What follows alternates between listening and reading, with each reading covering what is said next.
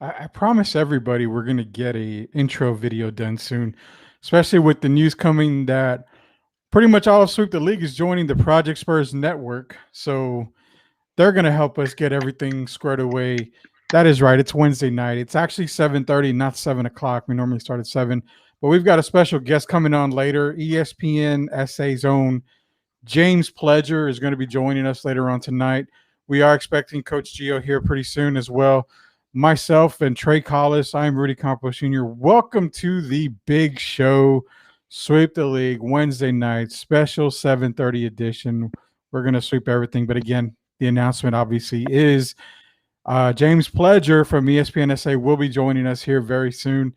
We're going to get him in the Ring of Fire, which used to be for all you old Sweep the League I guess I don't know what you want to call them, listeners. I guess we used to have what's called the gas chamber, so we changed it to the Ring of Fire because the gas chamber was pretty disgusting from what I heard. But we are a week from last week. We're a week ahead now. Trey, what's going on, man? You doing all right? How's it going?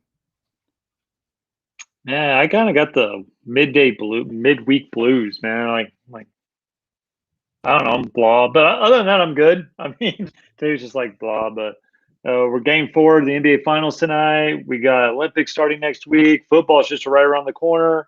I'm excited. I'm pumped. I'm ready. I'm ready to talk. I can't wait to talk to James Pleasure.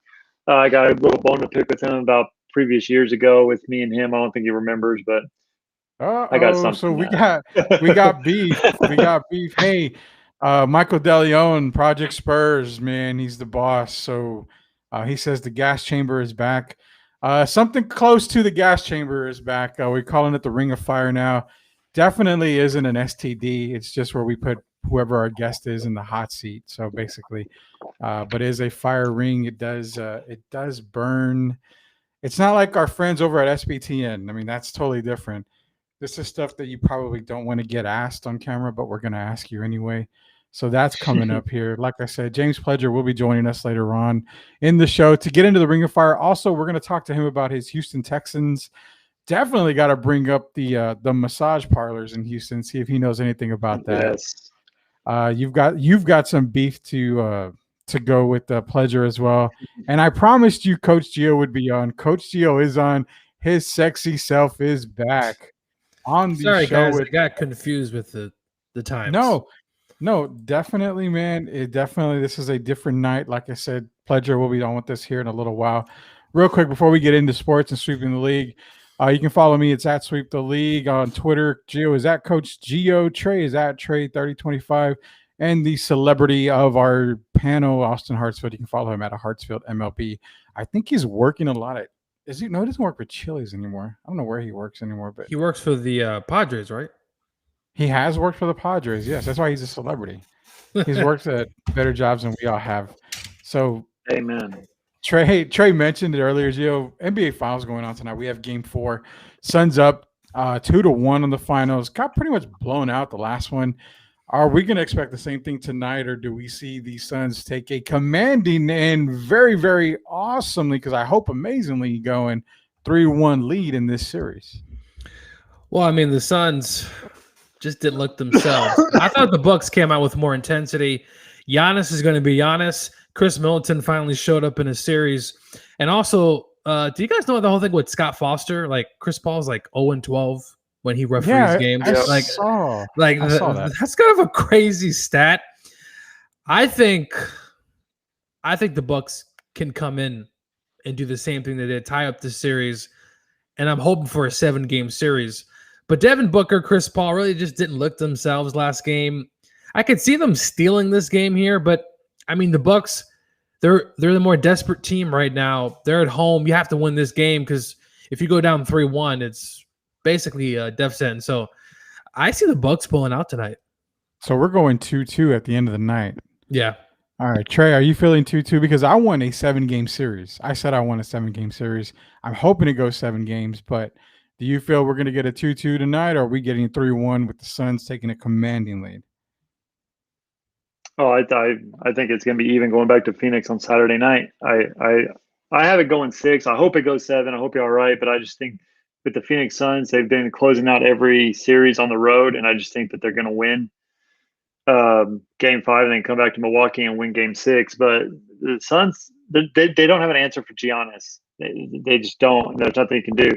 Now, if the Bucks can somehow Milton showed up a little bit last game, but him or Milton or Holiday needs to show up big time for them to have a chance, because Giannis can score all the points that he wants to. But if Holiday and Milton are not going to give you nothing, then it's just a foregone conclusion that Giannis is going to get 40, 15. It's going to be LeBron James against the Cleveland Cavaliers, where Giannis gets 40, 10, 15, or 20 and 6 every night, and he's still not going to give up, and he's still going to lose. But I think the Bucks come out with more intensity. I think Booker is kind of the wild card to me. Depends on how Booker is going to play. I just think Booker, even though he's scoring his 40 points, 30 points, he has those shots that kill the momentum for each team that they're playing against. He's shooting under 50%. He's not really shooting the ball very well if you really watch the games. He has those good big clutch moments, but he just doesn't have that big 60% field goal shooting night or the assist, or he's turning the ball over. So he's wildly inconsistent for me. Granted, he's only 24 years old, and this is his first playoff series. He's only going to get better, I do believe. That's why I'm not calling him a superstar just yet. But if Booker can come out and give you a high field goal percentage tonight with great assist totals, I think Suns have a great chance. But I just think Milwaukee's going to be at home. I think that they find the intensity. I think having these 2 days off between games, I think is going to help them rest their legs a little bit. And I think being with the home crowd being wild, I think they're going to tie it up and go 2-2. Sweet. So I posed the question: is this the best finals that we've seen in recent history? Forget the Spurs, because the Spurs are the absolute greatest final series. No, I mean, the Warriors and the Cavs when they went 7, the Cavs down 3-1. Now, if we're talking about mano a mano, that 2013 finals. I know Spurs lost, but it was a pretty intense series. I mean, the Cavs came back from 3-1, but if we're talking about more even series, I mean, 2013 Spurs and Heat, I think the Heat coming on top, that series going 7, the way the Spurs lost. I'm talking about in recent memory though. I mean, what recent memory are you talking about, 90s and 80s combined? No, I'm talking recently, in the past 6 years maybe. I mean, the Warriors beat the Cavs, they swept them 1 year, they beat them in 5, right? Mm-hmm. The Raptors won that series against the Warriors, but they were hobbled. I mean, what other NBA Finals the Lakers took care of Phoenix? I mean, 2013, it went down to the wire, 7 games. Besides the Warriors, in losing in 7 to the Cavs, I think Spurs and Heat 2013.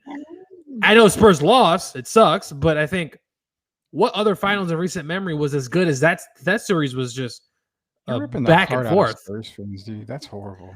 Listen, it has to be done, and I hope Spurs fans understand that this team isn't going to be very good the next few years. So, what if something happens in the offseason? Well, as Rudy posted about John Collins, I just don't see him coming to San Antonio. But either. Well, I'm not. I would like to see Collins do. I think it's going to happen. It's no disrespect, but I mean, okay. So, what free agents do you see truly? Because the Spurs are going to have some money. So, yeah, any big time, big time free agents coming to San Antonio? I think they offer the max to Collins, but I don't think he takes it. I just don't see him taking the max to the Spurs. If I see him leaving, it's probably going to be to Dallas. Was probably the number one choice for him. I don't see the Spurs being his number one choice. I hope I'm not bursting any Spurs bubbles. Oh, you've done pissed off Spurs Twitter. I mean, that's already happened. So I'm pretty sure we're going to get a lot of comments on that. But I just don't see John Collins. It's just I mean, if they can, there's going to be a trade. Let's be honest. There's probably going to be a trade.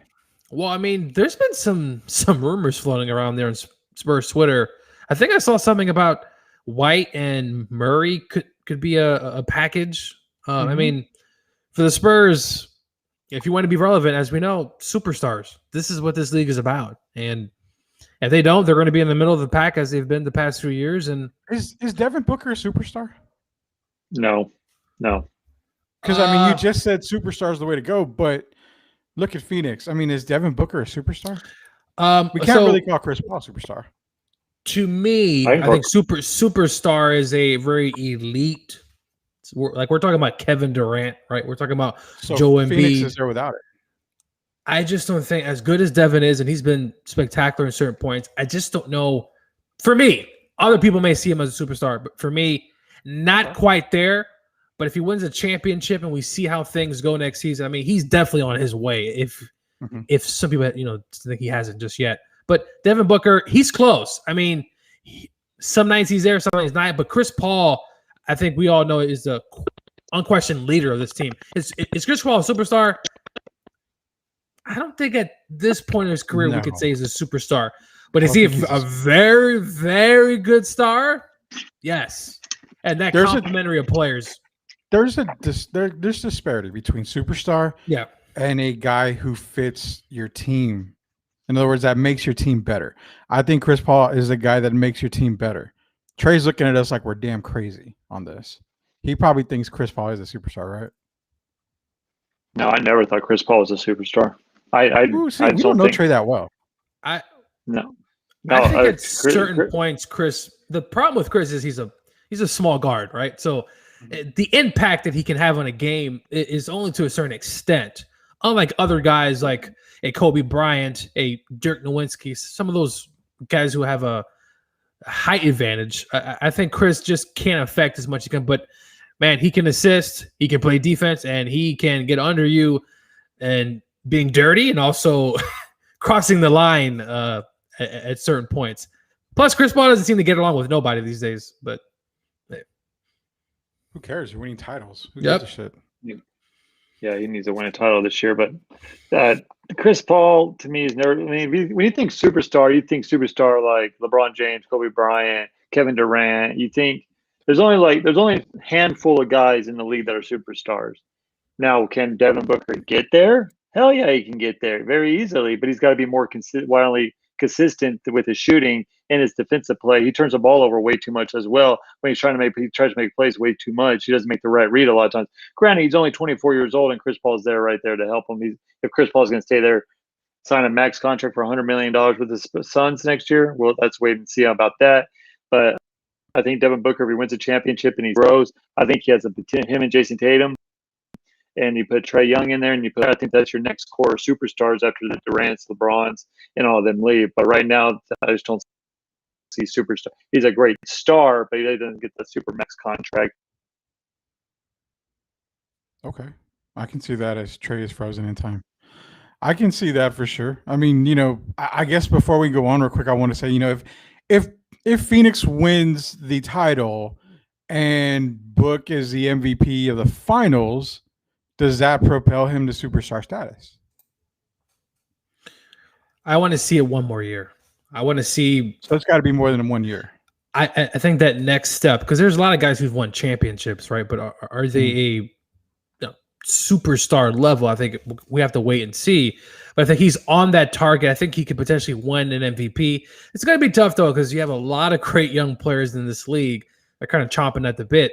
But I think he's on his way. I would like to see one more year of kind of taking that next step to really becoming a guy that averages 30 points a game and really just takes that huge leap. But listen, he's on his way. He's a great player.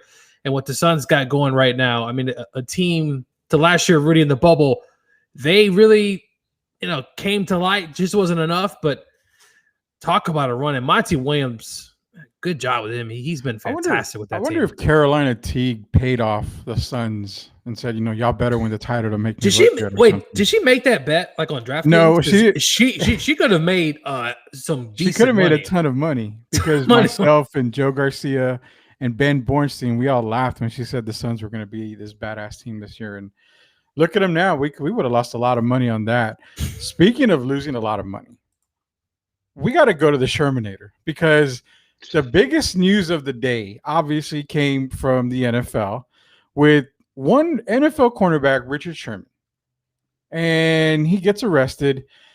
Basically, what is he charging? He's facing charges of burglary, domestic violence after attempting to gain entry into his wife's parents' home. Now, I thought I saw somewhere on Twitter where his wife came out and said everything was fine. There's no issues. Why in the hell are you still in jail though? You're denied bond. Because, Go ahead. well, what I've been reading the story all day because personally I don't like Richard Sherman. I think he's a classless piece of crap, and I never really liked. I say what you want to about Skip Bayless and everything like that, but when he calls, "I'm better at life than you," what does that even mean? I don't understand that, but whatever. He's just a worthless piece of trash talker. I just never liked him. But I've been following the story. Basically, what it is the domestic part. His wife came out and said no one was hurt, but he was banging. The cops showed up, and he was aggressive towards the cops. I guess that's where the domestic comes in or whatever. But the wife called 911. I don't know if y'all heard that audio clip with Sherman's wife calling 911. That operator needs to be fired. She's a crud too. Go after the show, go listen to it.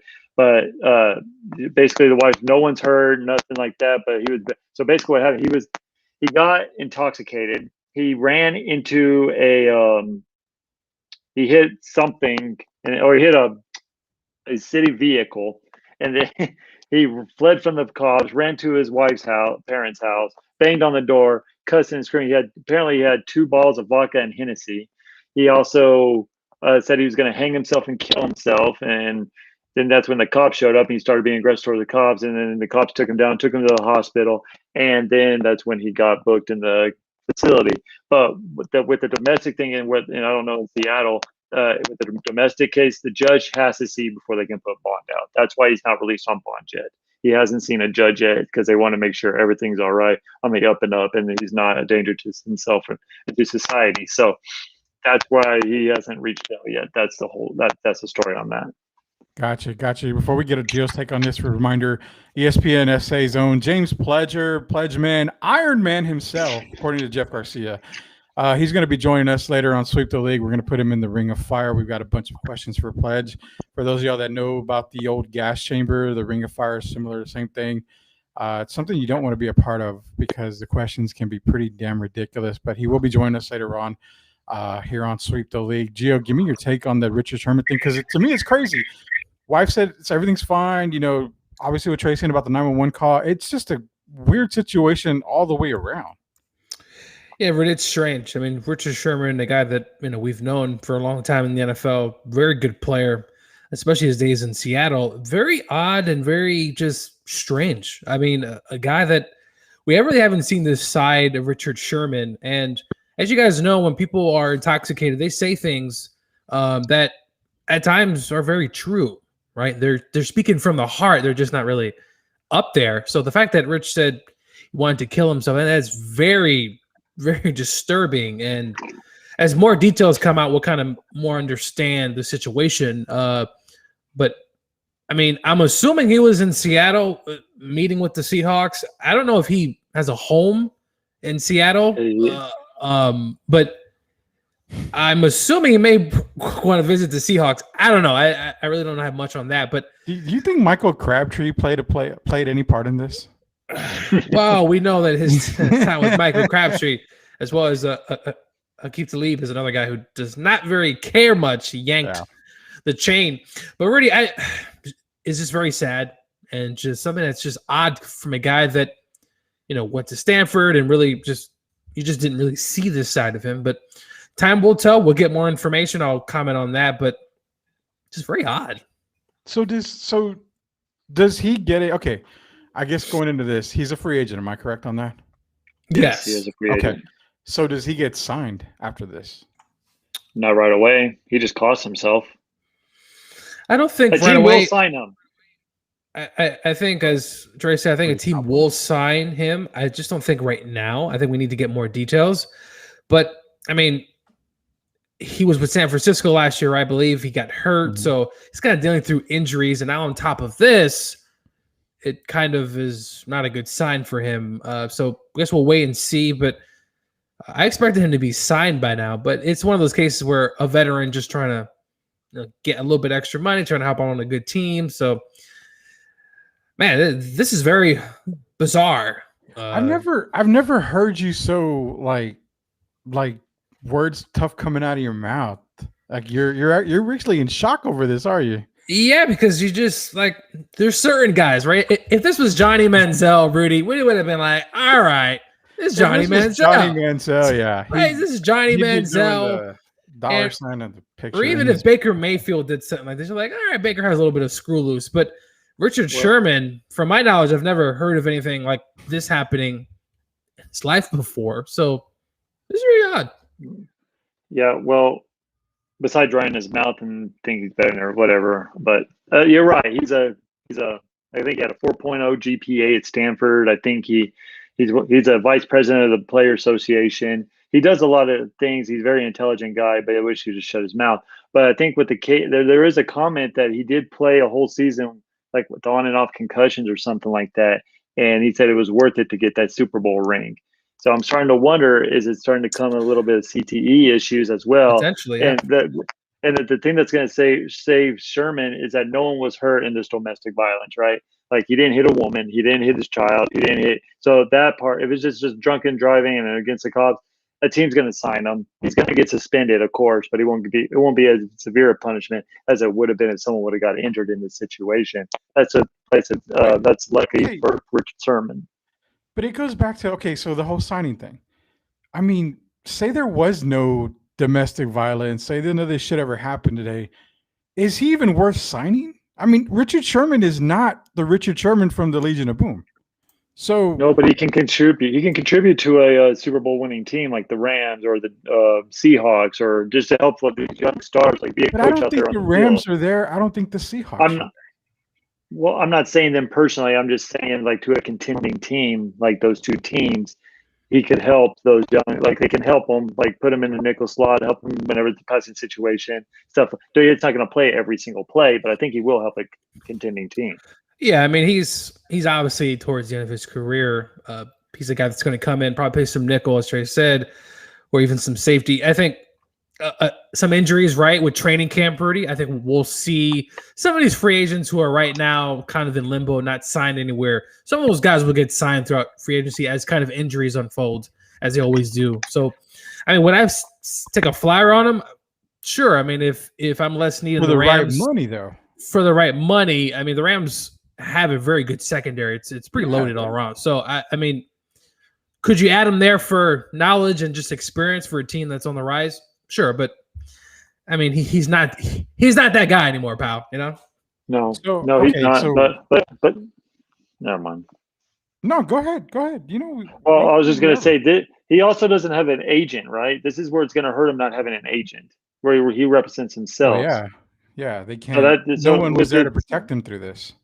Exactly. So I think that's gonna hurt him a little bit along the way too. But I think I see Sherman. I don't think he's going to be signed before the regular season. I think it's going to be one of those cases. It's going to be like a week 2, week 3, week 4, bye week, or whatever. See where at the midway point, and then you sign up free agency right there's to a contending team or whatever the case may be. Whoever needs secondary help. I mean, listen, he played on that 49ers team. They got to the Super Bowl. It was a big time contributor there. And did he give up a big pass play to Sammy Watkins? Yeah, sure. But overall, he's played well. He's been dealing with injuries, so that's kind of a negative aspect of that. I see it. And, the only team that comes to mind that I think would go after Cowboys. Sherman is, what was that? The Dallas Cowboys. No, and that's the popular choice. Everywhere on Twitter and everywhere was like Dallas. Well, it's because they sign criminals. Well, no. Come on, Trey. We know that. We know Jerry likes to sign criminals. I mean, we're talking about a guy who, partied with hookers for a while and did all the drugs and everything. Exactly. So he's got a wild side, but there is a coach out there and a team that does sign, can't really say has-beens, but that signs veterans who are on their last leg, that being one Andy Reid in Kansas City. This is a flyer for Richard Sherman to possibly go to a contender, a Super Bowl contender, and a team that he doesn't have to contribute a lot to. And when you talk about knowledge, I mean, Andy Reid takes chances on, he took a shot on Le'Veon Bell. Le'Veon Bell is one of the craziest teammates out there. So to say that he wouldn't be able to take a chance on Richard Sherman, I kind of see it happening. I see him making the call after all this. Is that something that I'm crazy for thinking?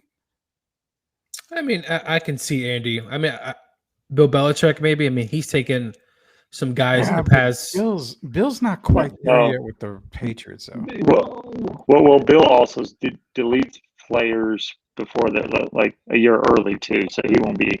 He doesn't really sign those veterans. If Josh Gordon's getting like 100 retries, I mean, I think with Sherman can get a try. And no disrespect to Josh Gordon, but I'm just saying, like, total disrespect to Josh Gordon. No, I mean, Josh Gordon's been through a lot of things going on, and I think Sherman can get at least a few more tries. How are you? Okay, so you're Josh Gordon, and you're going back into the NFL. You're going to be reinstated for what, the 10th time in the NFL? Yes. What in the hell? If you want to play football, lay off the fucking weed. I mean, it's as simple as that. Well, really, we've also found out throughout the years it's more than just weed. Well, we know it's more than weed, but primarily it's some hard. Yeah, no. So it's definitely weed. I mean, he started taking drugs at a very young age, and when he got to Baylor, he just nothing really happened, right? So he kept getting free passes. But I'm gonna tell you what, that 1 year, Rudy, where he missed, I don't know how many games he missed, but he had like over like close to 16 or 1,500 yards receiving. Yeah. I mean, he torched the Patriots. I mean, that guy, that season was phenomenal. I mean, if he would have kept it up, Hall of Fame arc for sure for Josh Gordon. You really think you would have been a Hall of Famer? You got to be. Yes. No. Josh Gordon. Go look at no. Obviously now he's not. Yes. But go look at that season, Rudy. Go look at what he did. I believe in 2013, Josh Gordon was the truth. I mean, he missed a ton of games, and he had a fantastic season with the Browns. Josh Gordon was on his way. I know it sounds far-fetched. We can't think about it now because of the drugs and the off-the-field things. But Josh Gordon, that one season, if he would continue that success, I'm just saying, Rudy. I'm looking it up. 2013, he had 87 receptions, 1,646 yards receiving. He had 9 touchdowns. No quarterback. And who's his quarterback, Rudy? Okay, so you're right. Let's see who that quarterback was. I can't even remember who it was, but who was the quarterback for the Browns that season? I mean, 1,600 yards is definitely one not – I mean, was it Josh Johnson? No, that's free agency. I mean, I can see that, but you can't tell me that he would have been a Hall of Famer just based off of that 1 year if he kept it going. Well, I think what Gio's saying is he had the potential to be an all-star, like a Hall of Famer. Yeah, potential to be a Hall of Famer. I mean, Rudy, come on, 600 yards. He missed several games that year. I think that was the North Turner could have been offensive coordinator. I don't know. Yeah, North Turner was the offensive coordinator. So their quarterback situation, hold up. So they had Jason Campbell and Brandon Wheaton were the quarterbacks. There you go. There you go. That's all you got to know, Rudy. Hey, that's all right. He was special. Well, you got to remember coming out of when he came out of the draft and with Baylor, man, this guy was a top number one receiver. That's why they keep giving him a lead. All these teams wanted him too. He was a stud. Now he had everything at the speed. Now, yeah. I mean, he looks like he has a piano on his back now. But I mean, it's that 1 year was just special. All right, I'll give you this. I will say it's potential that he could have been a Hall of Famer possibly. Last night was the MLB All-Star Game. American League ended up defeating the National League 5-2. Vlad Guerrero winning the MVP. I can't really argue with that. I mean, he's just like his pops, Vlad Guerrero Sr. I mean, great baseball player. Pretty good game after all. The home run derby. Now that's the question. We're seeing Shohei Ohtani. I mean, blasting stuff out of the park. Pete Alonso goes back-to-back wins. Is it good or bad, this home run derby? I for some reason heard that it's not a good fit in the MLB All-Star Game. I don't know why, and I'm trying to figure out why. So that's why I pose the question, good or bad to have the derby? I think the derby's better than the damn slam dunk contest. Let's be real. I mean, there's a lot of things that it's better than that. Yeah, I mean, listen. Go ahead, Trey. Oh, I was just going to say, the 3-point competition and home run derby are the two all-star events that I love looking forward to. Chicks love the long ball. Everyone loves the long, especially in my first off, the home run derby was phenomenal, especially given one less extra minute, the time frame, the way they've been reconstructing it every single year. It's been better and better each year. I mean, that if you watched Otani and Soto, that battle going back and forth, and they had to go to a swing off, and Soto goes 3 for 3, hitting not just home runs, but to the Rocky Mountains, basically. And Otani was just freaking tired out of his mind. And then you had Olsen, and then you had that good feel-good story of Trey. I forgot his last name for the A's. So coming back from cancer this year. So I think the home run derby is great. I think everyone looks forward to the home run derby better than they do the All-Star game. I think you see all the kids, you see all the family, you see all the players who are not in participation, still there videotaping it, having a blast. I just think it's more fun. I think it's more fun than the slam dunk. When you go right on the head on that one, even with the skills competition in the NBA, that's boring as hell to watch too. Bullshit. I can't stand the skills that is cool. skills competition is come so on. boring, dude. Come on. These are professional athletes. I hope they can dribble through these freaking little things and hit a three and slam dunk it. Give me it and make a bounce pass. It's not. Now, adding the big men are kind of fun to watch, but I still don't think it's just as. I think the home run derby and 3-point competition is by far the best. I put 3-point then home run derby, but even my wife, who doesn't like baseball, sat on our couch and watched the home run derby. It's like, dang, this is exciting to watch. I think it's here to stay. I think they're doing a phenomenal job.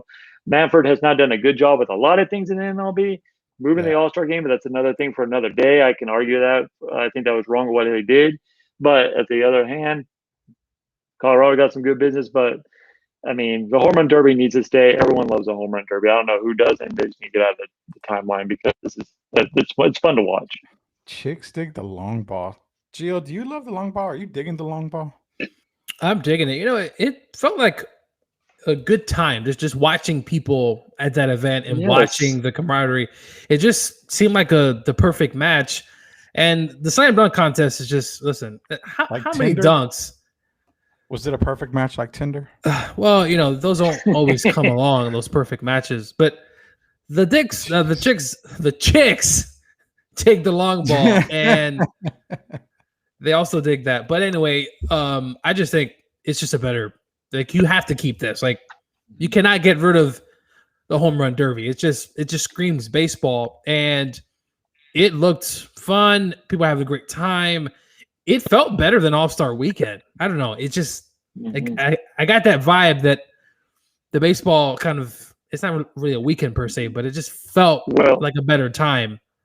I think it's because you had all the fans finally 100% capacity, where the NBA didn't have that feeling, right? We didn't have the All-Stars in front. And what the NBA did this year was horrific. They had the game, and then before the game, they had a 3-point shooting contest. At halftime, they had a slam dunk. I didn't like that at all. You need to have the All-Star Saturday night and then the NBA All-Star game.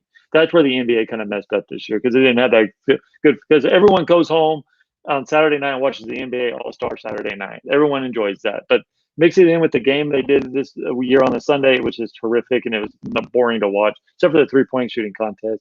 But I think that's where the fun fact came in, because you finally get 100% capacity. You gain the crowds back. You gain maskless. Everyone's getting vaccinated. It just feels like everyone's finally getting back to normal, and I think that's we saw that Monday night with.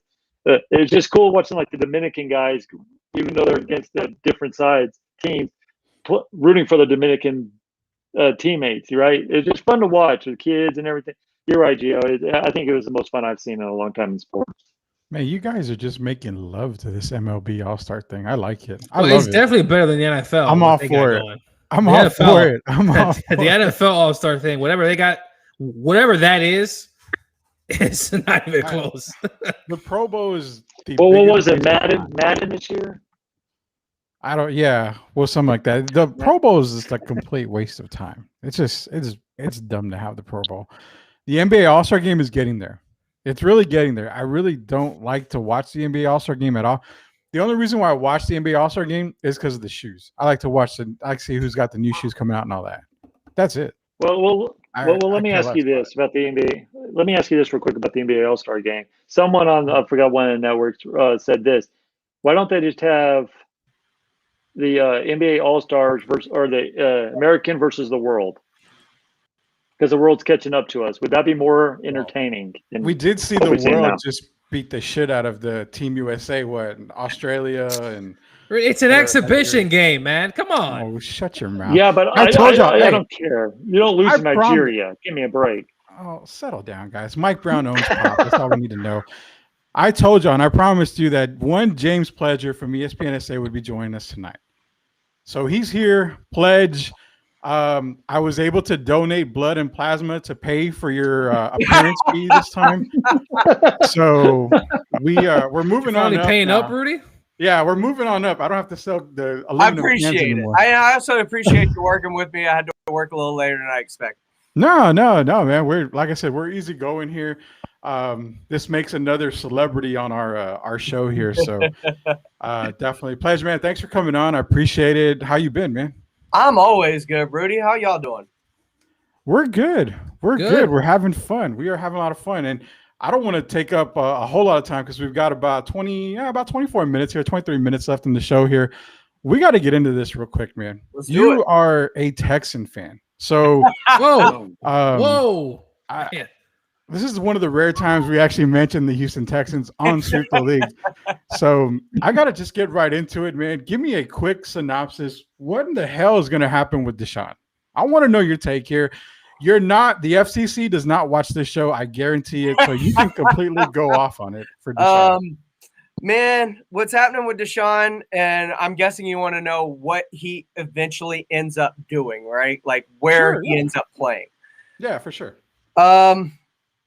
I've narrowed it down to the possibility of 3 teams, right? And they're the teams with the capital that could do it once all things are, said and done. His legal matters have gone away. He served his suspension. This is likely heading into next year's draft. There are 3 teams with the available picks and ability to make a move along with needing a quarterback. Those teams, obviously, being the Miami Dolphins, if Tua Tagovailoa does not become what everybody expected him to be after his freshman year at Alabama.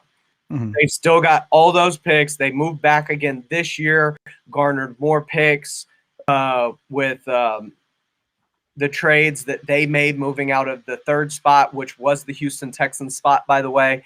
So they've got all the capital. They've got 2 first-round picks this year. They got multiple seconds. They've got the ability to make a play. The other teams I would watch are both in the Dallas Cowboys division. Okay. The Philadelphia Eagles, if the Jalen Hurts experiments fails after this year, you have to watch extremely closely because they possibly have 3 first-round picks in next year's draft, right? Okay. Mm-hmm. They made a trade with the Dolphins and traded. They traded back from 12 initially, and then they traded back again. Plus, they have the Carson Wentz trade, where if he plays 70% of the snaps in Indianapolis, they get another first rounder. So they're looking at the potential of having 3 first-round picks next year, multiple seconds. They've got the draft ammunition it would take to land a Deshaun Watson. The 3rd team, also in the NFC East, the New York Giants. They added Kenny Galladay this year at receiver. They added Kadarius Toney after trading back from 12 in the draft to let the Chicago Bears come take Justin Fields. So now they have another first next year. They've added the weapons on offense. Saquon Barkley comes back healthy this year.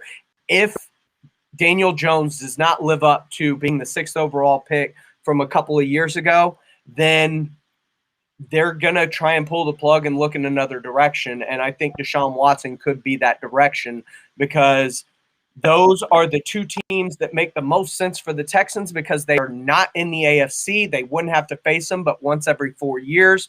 They are teams with the Eagles and Giants that have the ammunition to make the trade. And with Houston and Miami, there you got to wonder, is there still hard feelings over what they paid for Laramie Tunsil and if they're willing to go back down that road and then trade Deshaun Watson within the conference and watch him play extremely well with a team that has been built very well, mainly because of the Houston Texans draft capital that they gave them for Laramie Tunsil. Nice. See, I told you guys he'd have the answer on Deshaun. Me personally, I was expecting James to say that Deshaun was going to play for the Mean Machine of one prison over in Houston or wherever with Adam Sandler and all those guys. That would have been my first pick, was the Mean Machine.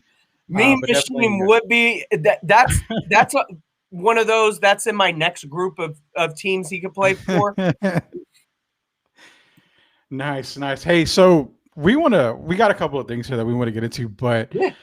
I want to really just start off here. And you were the first person to come on since we've changed from the gas chamber to the Ring of Fire here. All right. I'm on. Everybody loved the gas chamber back in the day. Basically, the gas chamber was questions you don't want to be asked because they're so tough to answer, but you got to answer them. Mm-hmm. It made these all kinds of faces, like if somebody farted in the jar and put it in your face. It did everything like that. Like, it just made it very uncomfortable. Trey is new to the group, so he hasn't really been down this road. Gio and I were down this road, and we've made a lot of people not be our friends anymore. So hopefully after this, you still are our friends. We're gonna So keep it light. I mean, we're I'm gonna- down. You can gas me. You can throw me in the Ring of Fire. Whatever's going. All right. So real quick, I want to give you a heads up. Being you're the first, our next guest next week is your buddy, my buddy, everybody's buddy. Jeff Garcia's on next week. Yeah. And he's going to go into the ring. So I've got tons of questions here for the Ring of Fire. A couple of these guys, we all have questions here. I'm going to pose this question first, knowing that Jeff is going to come on next week. Who wins in a fight between you and Jeff Garcia? Oh, I need Vegas. Vegas needs to know. I'm minus 300 in that fight, easy. Okay, so what are we putting Jeff at? Because Jeff a black belt? I don't know. Jeff and James, they lift more weights than anybody I've ever seen, and they are always working out. So they put everything that I've done to shame. So I want to know who's going to win. There's no doubt. I got the endurance, and as Jeff would like to tell you, I like to lather myself in coconut oil, so I'll be too slippery for him to even get hands on. So you know how it is. There you go. All right, who's next on the Ring of Fire? Because we got to get another question here. We got to keep this rapid. I got a question. All right, here we go. How does it feel to have your favorite baseball team be cheaters? I don't know any single team in Major League Baseball. All their fan bases, they're fans of cheaters because every single team in Major League Baseball cheats. But the Astros got caught, though. Yeah, they got caught. So you don't feel anything, any type of way that he's not remorse. 2017 champs.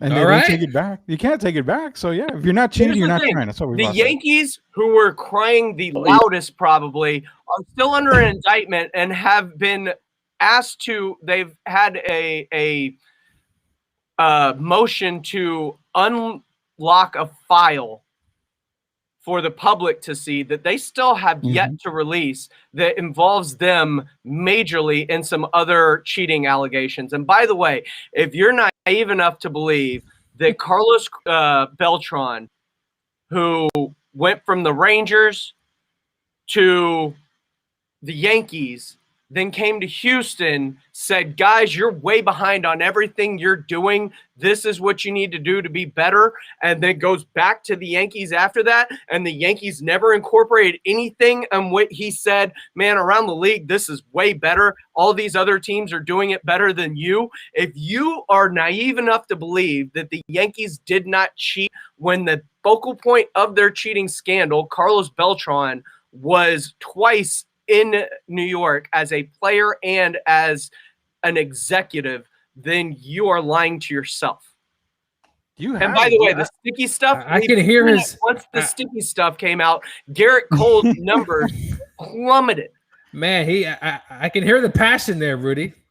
He just put you to shame. I think I'm going to have to put you on a 1 week hiatus for that. It was just a question, guys. No, I will gladly bear the cross of cheating, but I am not naive enough to believe that A, they weren't doing it, and B, every other team in Major League Baseball who their entire lives have been told to steal signs from second or, back in the 1960s, the Giants owner had a phone to the bullpen to signal the batters because he had a telescope in his suite and he would steal the signs from his suite, call down to the bullpen, and if the batters weren't looking for the signs, they would get in trouble. And this was all the way back in the 1960s. If you don't think they've evolved it, the Red Sox had eye watches sending them signals in the game. The Astros were just beating on a trash can. You have to react to a packed stadium full of stands in which you're hearing a thumping on a trash can as the ball's coming at you, and in less than 0.9 seconds have to decipher what you heard versus what's coming at you and still make contact and think that it makes that big of a difference, then you're kidding yourself as well. This is why we have guests like Pledger on here, I because spoke to multiple players that were in the minors, and they told me about the Astros cheating scandal in terms of the audacity of, yeah, it would have been way easier for the Red Sox who had iWatches because you can set it on vibrate and it gives you a tone. Instead, you're listening for an audible cue that you have to process mentally when you're looking at a 96-mile-an-hour fastball that you have to process at the same time what part of the zone it's at, where it's coming in, and still get all that. He said it's one of the hardest things to be able to have any effect off of that. And if you look at it, the central figure of the cheating scandal, who actually wasn't as prominent as reports lead you to believe, which is Jose Altuve, his numbers on the road were 8 times better than they were at home that year. He was an AL MVP. He was performing at an all-pro Hall of Fame type level that season, and his numbers on the road were twice as ridiculous as they were at home, both in on-base percentage, slugging percentage, hits, home runs, everything was better on the road than at his home splits. see, all you assholes that think they cheated, y'all can go to hell. Y'all can go to No, hell. they didn't. It's just everyone else is too. So just don't throw the stone in a glass house. Oh yeah, no, we get that. Hey, I'm gonna try to take the monkey off the Astros back here, and I want to ask you before Trey asks you something here. Will Deshaun Watson get more touchdown passes or massages this season? Whew, that's a really good one right there, because I don't expect him to play for the Houston Texans. I don't expect him to be traded before the offseason because he won't get full value until he's cleared all his legal drama, and that doesn't look like it's ending anytime soon. So the best time for that's going to be in the offseason before the draft. So I don't think he throws any touchdown passes this season. He probably gets put on the commissioner's exempt list at some point, whether it's in training camp or by the start of the season. And then massages, man, if he's bold enough to go back into people's DMs and try and get massages during this period, that's a bold move, Cotton. That's a real bold move. We'll have to see how that plays out. Well, it's like any story, any life story. I'm sure he will rise to the occasion when it comes to it. So we can guarantee that. Trey, do you have a question for Pledge here? Well, yeah. Again, he's new. Trey's new. He's scared. Yeah, I'm actually a nice Christian guy. I'm going easy on you today, Pledge, even though you didn't take it easy on me. On rock the mic, you didn't even get me to the next round, but that's cool. Beef. He's got the beef. I forgot. Trey's got beef with Pledge. Yeah, Pledge almost basically ruined my broadcasting career because they did not take me to the second round. But it's cool. I got my mojo back. So I'm ready to go. See, their problem's not with me not getting you to the second round. Your problem is with the voters not advancing you, because we only do so much. The voters take you halfway, and then we pick a champion. Well, and plus, it's not just me. I am just one vote of like the 10 votes that go in the process. But you're a major vote, though. You're James Pleasure. I am Pleasure. Well, I'll take it back to you. Being a Houston fan, we have the NBA draft coming up here in a couple weeks, and I know your Houston Rockets are a disgrace to the whole NBA and everything like that right now, basically giving away James Harden for nothing. Who do you think they're going to get in the draft this year? Well, the reports are right now, if they say it too, I'm intrigued by both Evan Mobley and Jalen Green. Jalen Green is just going to be so athletically good. The possibility of a Christian Wood, Evan Mobley front court when you have bigs that can space the floor and switch multiple positions, like that's really intriguing as well. But the latest reports are that they're talking with Detroit to get up to number 1 to get Cade Cunningham. Mm-hmm. So if they get Cade Cunningham, that would be insanely dope. I would be incredibly happy. But no, you say that they were a disgrace and you should feel bad. I don't. They've got a whole bunch of first-round picks now. They did it right by once they traded James Harden, they were like, all right, we're going to suck. We're going to tear this thing down to the studs, and we're going to go get the next James Harden at the top of the draft. That's something the Spurs should have done. Exactly. I agree with you. They should tear it down. I agree with and you. Do a true – listen, if you're going to suck, do it be right. the suckiest team. If you're going to suck, do it right and suck out loud. But they also made a trade this offseason for Kevin Porter, or during the season for Kevin Porter Jr., who played phenomenally. If you didn't watch a lot of Rockets basketball, and if you didn't, I don't blame you. But Kevin Porter Jr. looked to be a steal in the trade that they did with Cleveland. So having a backcourt of whether it's Jalen Green and Kevin Porter Jr. or Cade Cunningham and Kevin Porter Jr., or even if you go the Evan Mobley route, if you say it too, having a front court of Christian Wood and Evan Mobley with Kevin Porter Jr. as your lead guard, that's a very dynamic team that looks like it's going to crawl itself out of the gutters a lot sooner than you would think. See? And, we're going to stick on the sucking word right here. We're going to use that word to transition to this next one here. Marvel is a big thing in your life. Marvel movies. DC is better than Marvel. I don't care what anybody says. I'm a DC fan. You think that? It's just me. I'm a DC fan. Obviously, it's I get greatness. I Marvel, like comics. The comics are great. Yeah, well, I mean, we're just gonna pretend that the movies are even better than Marvel, which they're not. But we all know that. So you being a Marvel guy, we've got a Marvel question here. I cannot throw the F word around because we don't use the F word because Trey will just send us to hell if we throw the F word around. So we're gonna use a different word here. You have to marry, sleep with, or kill. You have to have this marry, sleep with, kill. Iron Man, Captain America, or Thor. Which one are you gonna do what with? All right. Because you are considered Iron Man by Jeff Garcia. I am. So would you sleep with yourself? Yeah, Tony Stark is also my favorite character in all of Marvel comics. So are you marrying Tony? Probably. Yeah, I'm marrying Tony. All right, so who are you sleeping with? Are we going MCU or Mjolnir? Are you taking Mjolnir up the Percy Highway? Are we going MCU or comics? We'll go MCU.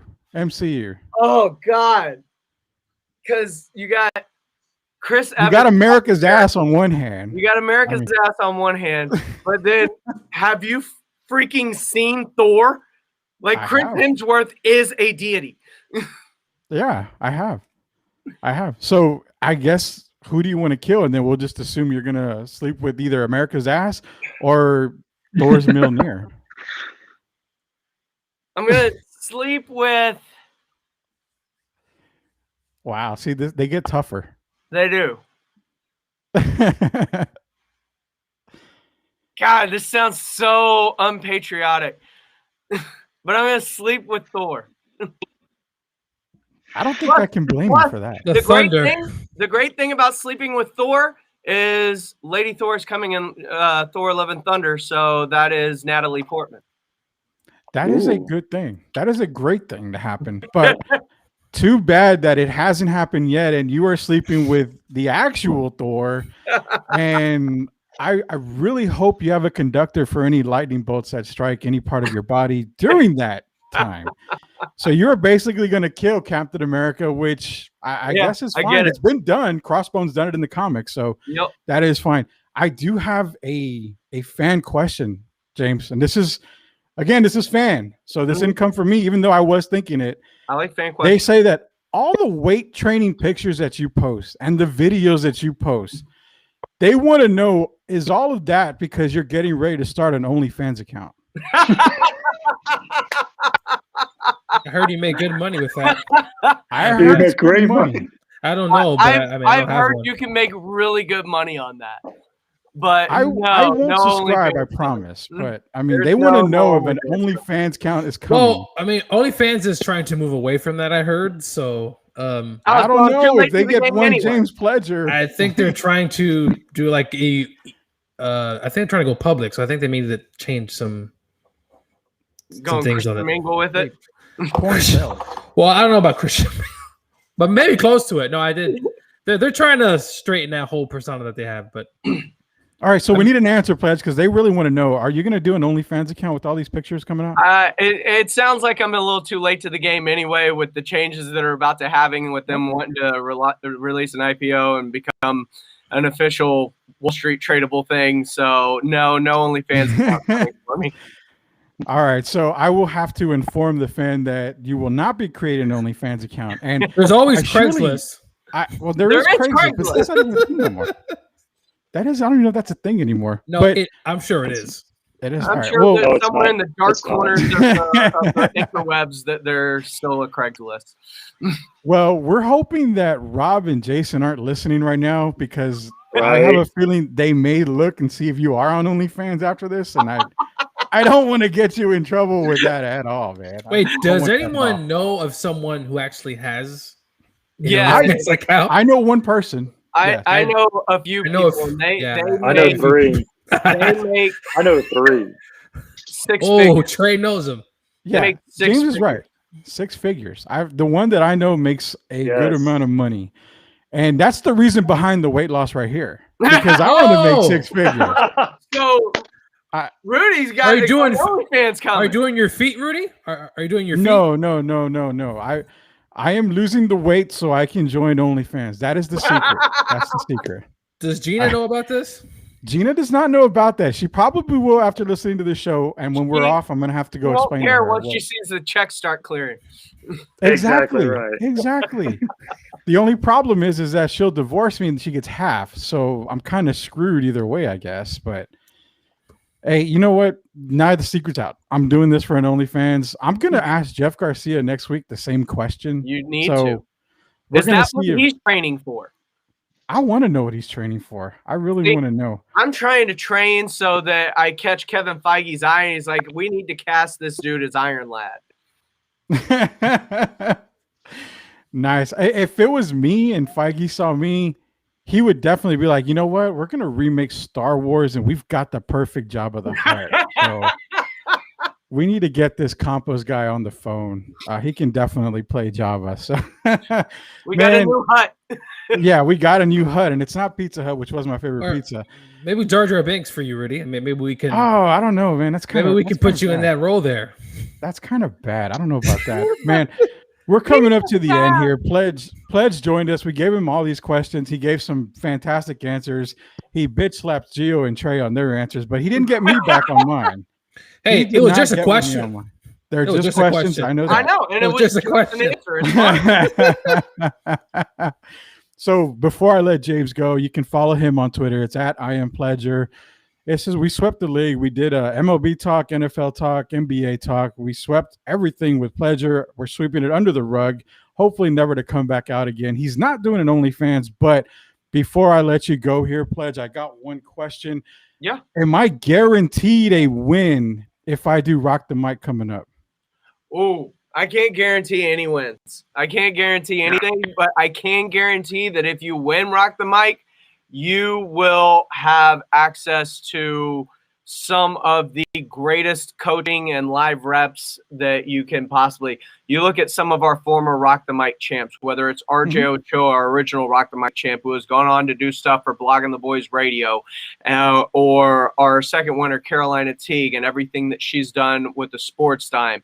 You look at our third Rock the Mic champion, Thomas Mott, and he is out in Atlanta doing radio now. You look at our fourth Rock the Mic champ, Michael Jimenez, who has his own show on Sundays right now, which he's doing with our current Rock the Mic champ, Quinn Hudson, who won our pandemic Rock the Mic. So, I mean, you get reps, you get opportunities, you get the opportunity to plan shows, to get work behind the scenes, to even learn the inner workings of radio from more than just cracking a mic and talking. And it is some of the most invaluable experience you can ever get. And I guarantee you, working with the crew that we have here with Jason and myself and Rob, with RJ at times, with Michael and Quinn, like, it is a family atmosphere, and all of us just want to see each other get better, to become better versions and go out and go to bigger things. Yeah. And that's, I know for a fact, and you mentioned Carolina. Gio had to go. He's got to go to work actually at 8:30. So I get it. You mentioned Carolina T. I've never heard of her. I don't even know. You don't even know? Who is I gotta she? do my research on Carolina. Yeah, it's really cool. She had this great co-host on the Sports Time. So I've heard. Yeah, I've heard that I heard the Sports Time was actually doing okay, but I don't listen to it at all. I'm not a fan of sports radio, so I don't listen to it at all. Before we go, do you got real quick minute? We talked about my Rockets in the offseason. Do you want to talk about the Spurs in the offseason? Yeah, actually we can. If you want to go Spurs, we can do Spurs. I actually had a question here about the offseason. I want to see who you thought they would draft, but give me some Spurs notes here. I want the Spurs Twitter to hear what James Pledger has to say. Spurs Twitter loves me, by the way, and I love them back. But in all honesty, even though I'm a Rockets fan, like, I love to see the Spurs do good. I loved writing that piece and doing the championship during the championship years, and kind of putting packages together that celebrated them and their accomplishments. Like, the Spurs being good is good for us. Like, that is a good thing, especially in San Antonio radio. So don't ever think that anything I say is because that I'm a Rockets fan or I'm a homer, that I don't want good things for the Spurs, because I absolutely do want good things for the Spurs. And I think there is a very good way to fix the Spurs this offseason. And it starts in the draft, and that starts with taking the best player available at 12, whoever that may be. If Moses Moody falls out of the top 10 because Jalen Johnson and Kai Jones are rising now and could potentially be top 10 picks, then if a Moody falls to you, or a James Bouknight or whoever it is, great. That is fantastic. You take the best player available to you at 12. I don't care what its position is, because in the draft, it's not about your position or need. You address that in free agency. That's what free agency is for in the NBA. In the draft, you take the person that you think is going to be a superstar, because that's your way of getting it. It's not about need. If you need a center and there's not one available that you think is going to be a superstar, and the earliest he'll go is at 19 or something like that, you don't reach for that center, because the positional need is irrelevant. You can go address that need in free agency. You take the person that you think has superstar potential. And I think a James Bouknight out of UConn is a star on the rise. I think Moody out of Arkansas is a possible bucket-getting star that can play off the dribble or not. I think Florida's Trey Mann, although 12 may be a little high for him, I feel really good about Trey Mann. He is 6'5". He has a 7-foot wingspan. He can play on or off the ball. He shoots 40% from 3, and he can get in the lane and make buckets. Like, he's got a shot that looks good, so him refining it with Chip England would just be incredible. I think those are 3, and I know they're all guards, but here's the thing. Everybody talks about this plethora of guards that the Spurs have, right? Mm-hmm. Why are we looking at guards? We have so many guards. We've drafted guards all these years. Can you name all the guards currently on the Spurs roster? Now, are we talking still under contract? We're talking about the ones that are still under contract. So DeJounte, Derek White, Lonnie Walker, and that's it, under contract. Trey Jones. Well, Trey Jones. Sorry, Can't think of one. Consider him a That's your plethora of guards. You've got 4, and Trey Jones, while There may be some serviceable kind of backup point guard role for him at some point in his career, and I like him. I need somebody that's going to run that second unit more efficiently and be more of a contribution offensively. Like if I can insert a Bouknight or a Moody or a Trey Mann to play opposite Lonnie Walker to give some scoring punch to that second unit and give a lead guard, because that second unit does not have a lead guard right now. Lonnie's a shooting guard. He can bring the ball up, but do you want him bringing the ball up? Because that was Patty Mills' job. Patty Mills was the initiator of the offense. You don't have that on the second unit right now. So all this plethora of guards talk that everybody talks about, and even if they re-sign Patty Mills, like you still need somebody, because injuries happen. We saw it with Derek White this year. We saw it on and off with Lonnie throughout the year. You need some depth in your guards because you just don't have enough. That being said, once you take one of those players, unless Kai Jones or Jalen Johnson falls to you, then by all means jump all over one of them, because I think they're going to be superstars as well. In the second round, the second round's going to be – this draft is so deep with talent. And a guy catching a lot of height on the rise right now, Jericho Sims, you talk about a bouncy big, and he's a Texas guy, so there's that tie there, obviously. But if you haven't seen him play or didn't watch a lot of Texas basketball, he doesn't offer a whole lot offensively, but his shot is there. So working with Chip England, he could refine it. But you talk about, he's basically Montrezl Harrell, man. He is a high energy, high motor dude. He is bouncy. He can switch onto smaller guards if need be and hold his own. He, in his draft scouting combine yesterday, on a jumping alley-oop, he hit his face on the rim. Like his face. Yeah. Like he has bounce, and he's built thick. He reminds me of like Kevin Willis, the way he's kind of built. If you remember kind of Kevin Willis from the 90s, he was a thickly built dude. Jericho Sims has a thick body type that makes me think he could bang right away with some NBA bigs. Like he could come in and not get abused the way you see like Isaiah Jackson as a prospect who gets talked a lot about in Kentucky. And he's an intriguing prospect, but he's also extremely thin right now. So you worry about him getting bullied in his first year or two in the league until he puts on weight, right? Yeah. Another second rounder that, and this is the one that I've been looking at closely, is Luka Garza. I mean, I like Luka. He lost some weight. He showed up for the NFL draft combine looking very, very, very good shape. Yeah. I don't know if he played or if he's going to get himself into the first. I don't. No. He won't be first. No. The problem with him is his foot speed. He's going to lack the athleticism to be able to keep up defensively. And also with that lack of athleticism, you worry about him being able to get his shot offensively. Those are the concerns when you're talking about a Luka Garza. Yeah, so I mean, I would say that he's my favorite second round guy right there for the Spurs. If he drops to them, I mean, I still think he's kind of high in the second round. I'm like a hyper athletic type of guy in the second round.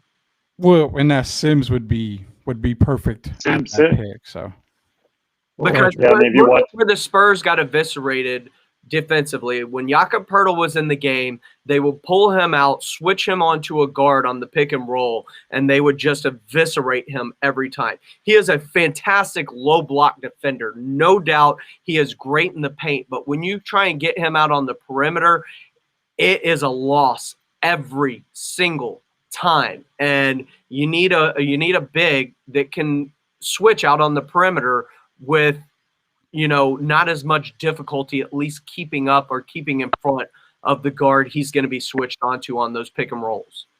Yeah, perfect, man. Analyst from Mr. Pleasure himself. You're getting all the Spurs info. And giving you who he favorite part of the Spurs offseason plan, because free agency is what it's really all about, right? Oh, yeah. You've got $47 million in cap space, possibly more if you renounce the rights to Rudy Gay, DeMar DeRozan, and Patty Mills, right? you're going to have as much as I want to say $54 million in cap space when it's all said and done. Rudy Gay's probably not coming back. He's going to try and go play for a contender somewhere. DeMar DeRozan does not look like he's coming back. I don't think so. He is trying to get to LA. Maybe the Lakers want him. I'm not about a sign and trade. Not looking forward to that at all. Not with the Lakers. Don't have much of anything I want.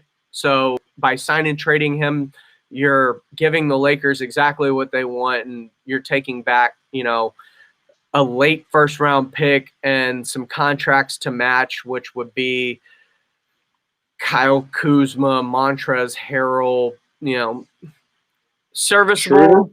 But here's the thing. None of these people are as good as what you could spend that money on in free agency. And in free agency, you've got a lot of shooters that you could go get. John Collins is a name that people are frothing over the mouth for.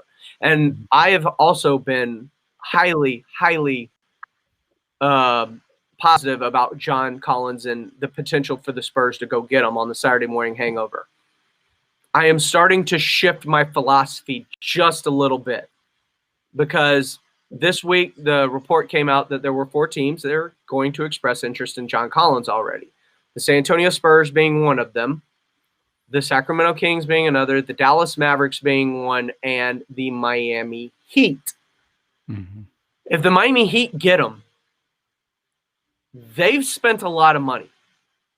Duncan Robinson is a restricted free agent at that point. Duncan Robinson's a dude that should have a green light whenever the ball's in his hand. Like if he's open behind the arc, if he feels he's got the shot, green light, man, go for it. Miami probably wouldn't match if that's the case because of how high into the luxury tax threshold that would take them. That if that doesn't work and John Collins goes elsewhere this offseason, you've still got a ton of money to play with. Another guy I extremely like is another restricted free agent, Lauri Markkanen, former top 10 pick of the Chicago Bulls. He's a dude that shoots 44% from three-point land, and offensively he can get his shot off the dribble as well. He's got a bag. He can get to the rim. I think in a system that featured him, unlike Chicago was doing, he could be an all-star. Mm-hmm. And he, A, provides height, being over 7 foot, and B, he provides floor spacing by opening up the lane, which we saw was an insane issue this past season. Between Keldon, DeMar, and DeJounte and Lonnie all needing to get to the rack to really get their offense going, and Jakob Poeltl on the floor in his paint. Dude, that's just too much in the paint. People dared the Spurs to shoot threes, and when they were hot, they won. When they weren't hot, they lost. And that was kind of the antithesis of the late season Spurs.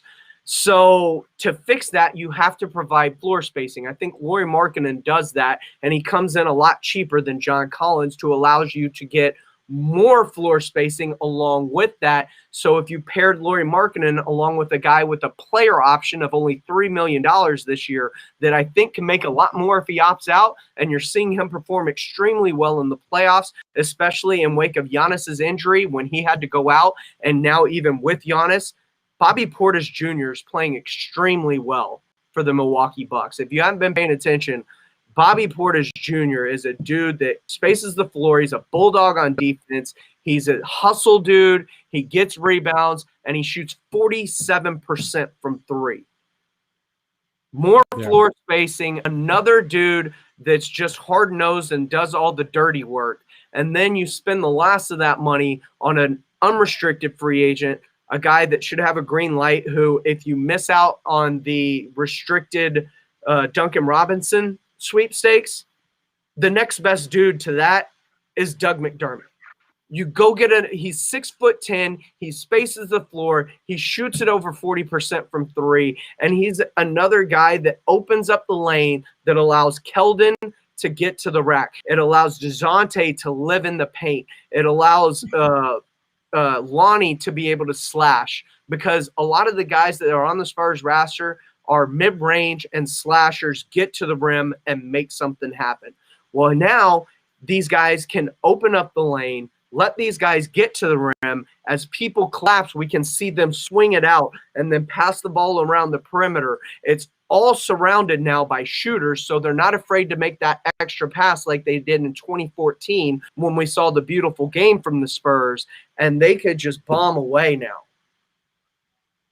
Yeah. And, you know, it's funny because if I've been asked a few times, what's my perfect offseason for the Spurs? And I say, you know, I look at the draft first. And what I look at is, say we get a Jalen Johnson drop or a Kai Jones drop. Then I look like, yeah, I mean, there's your big man right there. There's the serviceable big man. You need the hops and everything you need. If that happens, my next moves are both Laurie, who you and I on Twitter have always said we're both Laurie Markkinen fans. I'm driving this bandwagon straight through, man.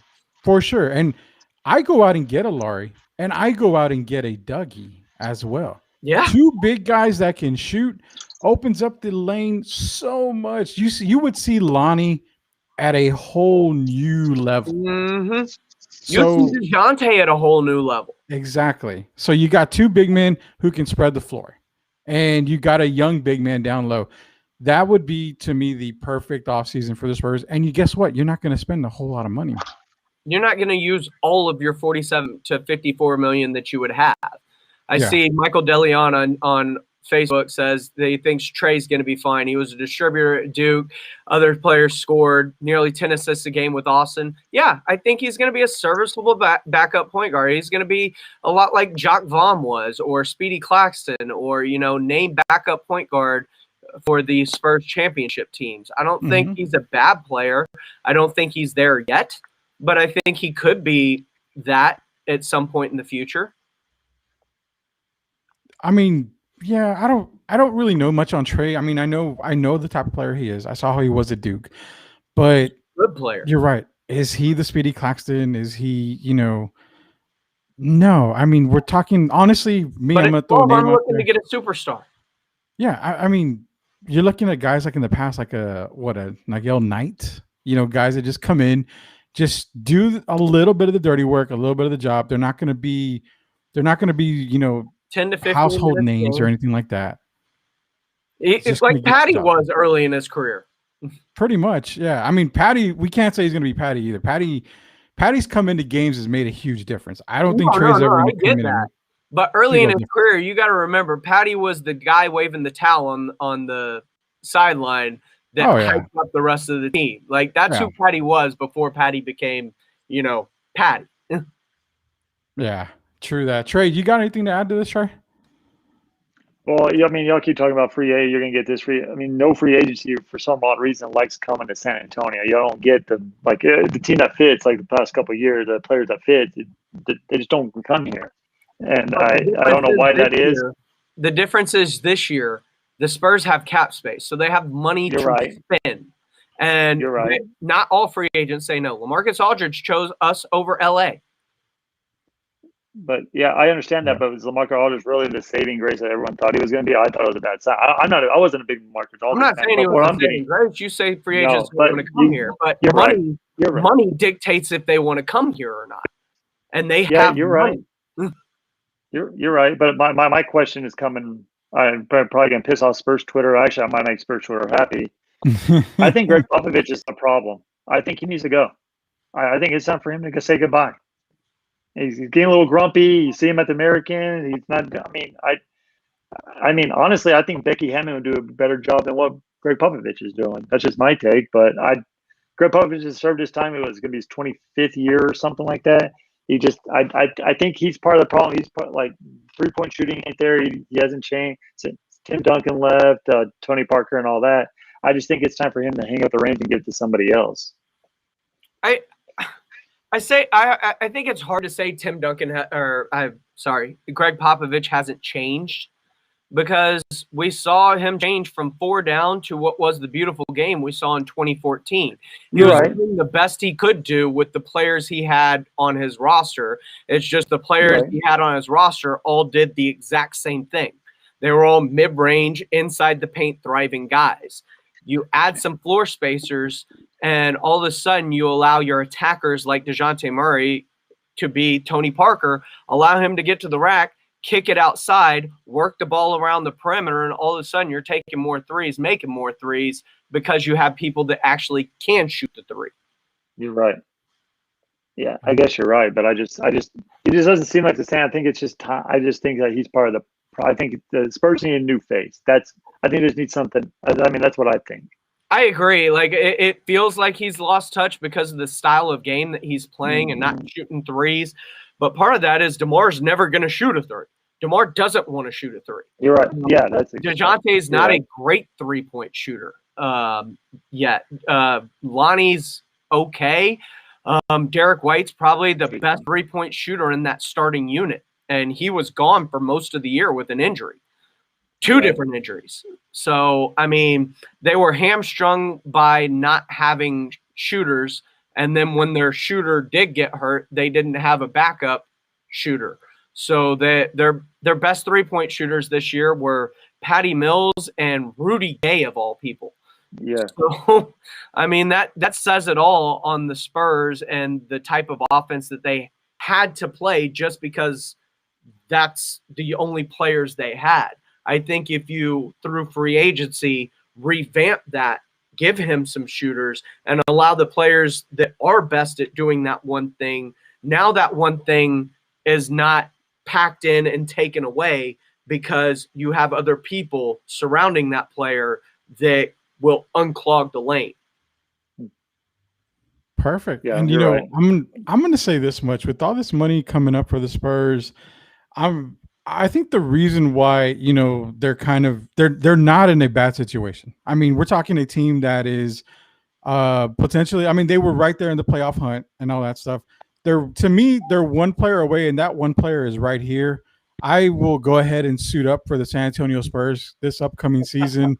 I will finally give Pop what he wants. I will give him the shooter and the superstar that he's been looking for since Tim Duncan. I can definitely make that happen. And, like Timmy, you'll do it on a hometown discount, right? Oh, yeah, sure. Real quick, breaking news. Pelicans are set to hire Willie Green, the Phoenix Suns assistant coach. I mean, good hire. It's a really good hire. It is. I just thought I'd break the news. But I wonder if Spurs fans are upset when they watch Patty Mills play for the Australian team and see how good he is. And then it comes to San Antonio and he doesn't play that well. The funny thing about that is we talked about that on the post-up tonight. I think there's a combination of factors in why Patty plays as well for his national team than he does the Spurs. One of those reasons is the fact that you're playing for your country. It means a lot. Like, that's a whole thing. I think that's part of the reason. The other part of that reason is the fact that you look at it and you see him doing things for the Australian national team that you don't see him do for San Antonio. And I say that by the way that they get him involved. You see him curling off of screens to take shots. You see him getting into the paint. You see him running down screens on the baseline and letting him come up and take elbow jumpers. Things that you didn't see sets like that run for Patty unless it was like end of game, need to get a game-winning bucket kind of play. Like, that's the only time we really saw a set like that run for Patty. They'll run those in game for Patty and allow him to get off.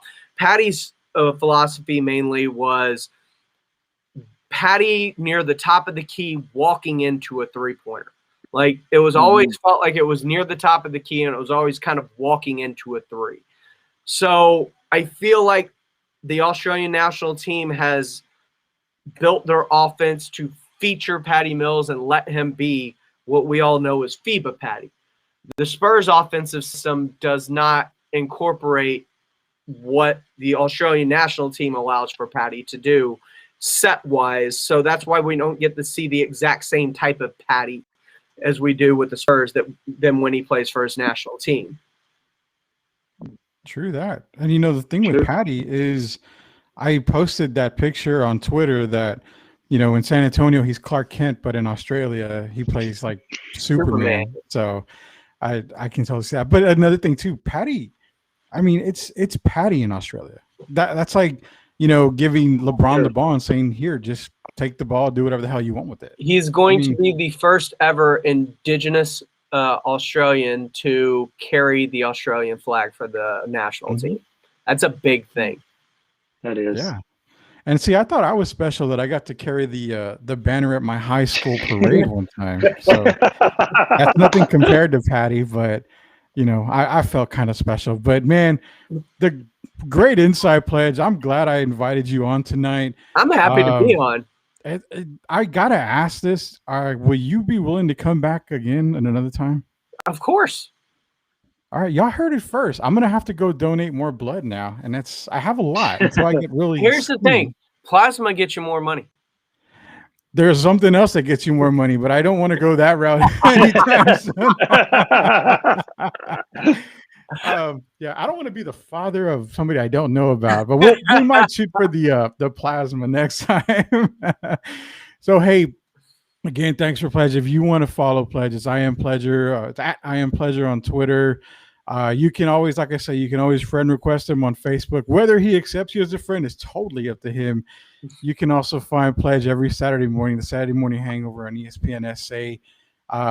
You know, what else? You're also with Robin Jason throughout the week as well. Yep. On the Blitz. You're pretty much everywhere on ESPN SA. You're living the dream. I have been able to live the dream with Carolina Teague for the past year on the Sports Time. Hopefully, my dream is as long as yours in radio, so we will see how that plays out. But it's a fun dream. I like to tell people we work in the toy department, man. Oh yeah, it's a lot of hard work, but we get to live in the toy department. I know, exactly. I know. The sad thing is you get paid for it, and I don't. That's the shitty part. But hey, I appreciate. Hey, congratulations on your new thing with Project. I appreciate it, man. I appreciate it. It's been a long time coming. It's been in the works for a while, but from what I understand, it's going to be really, really big, and I'm very, very excited for it. I hope to continue to do work with you as part of that as well. So, we'll definitely. But again, I appreciate you coming on, James. I know you're a busy man. You got to hit the weight room. I'll always make time. You. Yeah, we'll always get you on again. Maybe next time we'll be able to get you and Jeff on at the same time. Maybe y'all can box or something. That'll be pretty cool. We'll get something like that going. Oh, he's gonna fake a Conor McGregor lifestyle. So for James Pledger from ESPN SA, Rudy Campos Jr., Trey College, Gio taking the dip early. He says he has to work. Chances are he had to take a shit, but we're just gonna go with the work part on that. Austin Hartsfield will join us next week. Hey, for everybody out there, we swept the league. We swept every single league tonight. We also went to the Ring of Fire for the first time with James Pledger. So until next week, until we sweep the leagues again, we will be back. We will see you guys later.